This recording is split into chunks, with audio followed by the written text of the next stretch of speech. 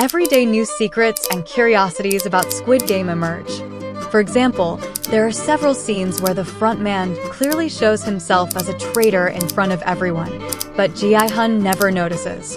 That's what we'll talk about, my K-Insider fam.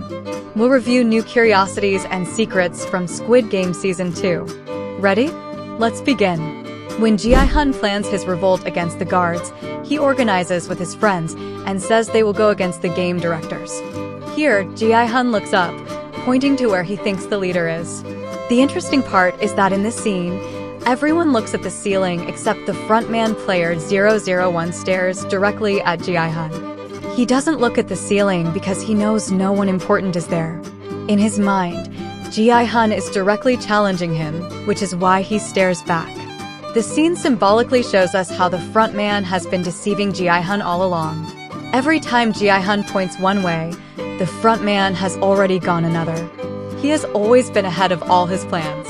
In episode 2, Gi-hun calls his daughter on the phone to hear her voice one last time. But when she answers, she speaks in English. That's logical, as in the previous season we learned that she would move to the United States with her mother and stepfather. However, the interesting part is that this reminds us of Gi-hun's mother in Season 1. She told Gi-hun she didn't want her granddaughter to leave because if she moved to the United States, she would forget the Korean language. Gi-hun's call makes us think the grandmother was right. However, the girl hasn't entirely forgotten Korean. In the end, she thinks her father is calling and speaks to him in Korean, hoping he will respond. The scene tells us that while the girl has adapted to the United States, she hasn't abandoned Korea because her father connects her to that culture. In the carousel game during the final round, it was instructed that only 2 players could enter each room. The interesting part is that as soon as the order is given, player 001 grabs Gi-hun's friend and takes him away. This has a lot of context. The frontman knows no guard will kill him, no matter what happens. That's why he decided to take Gi-hun's friend to protect him. But why did he do this? Because he wanted to kill him with his own hands in the future. From the beginning, he realized this man was Gi-hun's only friend. Killing him would be a critical blow to Gi-hun. The frontman planned this death from the start. This season, the pink guards have undergone some changes. This time, their masks have a slight transparency, allowing us to see a bit of the person behind them.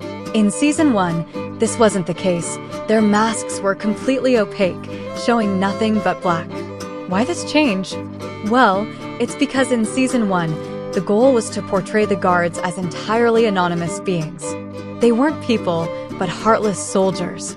On the other hand, in Season 2, the director aimed to humanize them a bit more. That's why we're told the story of a woman who is a pink guard. She does this to regain her lost daughter. The series is trying to tell us that despite everything, these guards are also human. That's why we see through their masks now. We know there are real humans behind them. Squid Game has devised a gruesome technique to destroy its participants. Let me explain. In Season 2, we were introduced to the pentathlon game. Here, players must form teams of 5. This game is designed to bond players and make them friends. However, the next game is the carousel. Here, the teams are forced to split up and enter different doors. In each round, the number of players per room decreases, so the teams are forced to eliminate some members. This is designed so that players form friendships in the pentathlon and then betray or even kill each other in the carousel. We saw this with Thanos' team, where they all betrayed one another. Of course, this technique isn't new. It was also used in Season 1. There, we had the tug-of-war game, where players formed teams and friendships emerged, but then came the marble game, where players were forced to kill their partners. This was also designed so that friends had to kill each other. This technique demonstrates how malicious the Squid Game organization is. It's not enough for them to kill people, they want the deaths to be painful. If everyone were strangers, the suffering wouldn't be as intense. But if the players are friends, the betrayals become more enjoyable for the VIPs. In the pentathlon game, the frontman played alongside the protagonists. Curiously, they ended up being the last team. To me, this wasn't a coincidence. Evidently, the frontman couldn't die in the games, so they placed his group last to ensure no witnesses in case they failed the challenge. If this happened, the guards would simply have to kill everyone except the frontman, and since there would be no other teams, there would be no witnesses.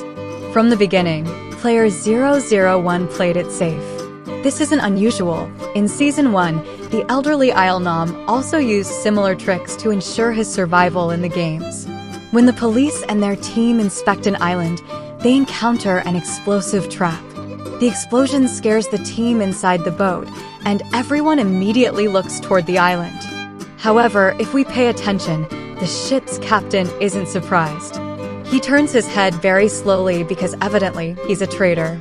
He already knew there was a trap in that location. From the beginning, he showed his true colors, but we didn't notice.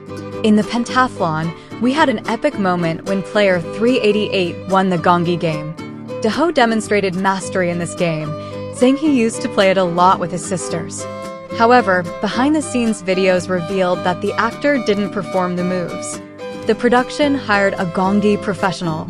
This man performed the hand movements, which were then edited together with Gi-hun's scenes to create the illusion that he did it all. Actor Kang Han-ul stated that he practiced a lot for the scene because he thought he would perform the moves, but in the end, the production decided a professional would handle everything. In episode 2, we learned that the North Korean girl works as a children's entertainer. However, in the same episode, she resigns because she's returning to Squid Game as a guard. Here, one of her coworkers asks her how she manages to survive so many hours wearing that rabbit head. The girl doesn't answer, but we can deduce it's not difficult for her. If she works as a pink guard, it means she's already used to wearing a mask for many hours a day. The rabbit head is nothing compared to that. In the carousel game, the crazy woman tells Gi-hun a sort of prophecy. She says, "There's a reason your life has lasted longer than fate dictated, and you were brought here for a reason." This line tells us that Gi-hun should have died long ago, and it's true. He won the games in Season 1, but he should have died from the start. In the doll game, he tripped but was saved by Ollie. In the cookie game, he survived by chance when a drop of sweat fell on his cookie, leading him to realize he could lick it to win. In the tug-of-war game, he only won because the old man played alongside him and revealed a trick to win. In the marble game, Gi-hun lived because the old man literally let him win. Gi-hun should have died at the start of the games, but as the crazy woman said, for some reason his life lasted longer than fate dictated. Gi-hun was literally chosen by fate to fulfill a mission. In this scene, the series director tells us that Gi-hun is still alive because he has something important to do. Most likely, this mission involves the pregnant woman, as the crazy woman keeps staring at her. So my K-Insider fam, that's all for today. If you liked the video, you'd really help me out by leaving a like. That would be legendary. Also, remember to subscribe to see more videos like this.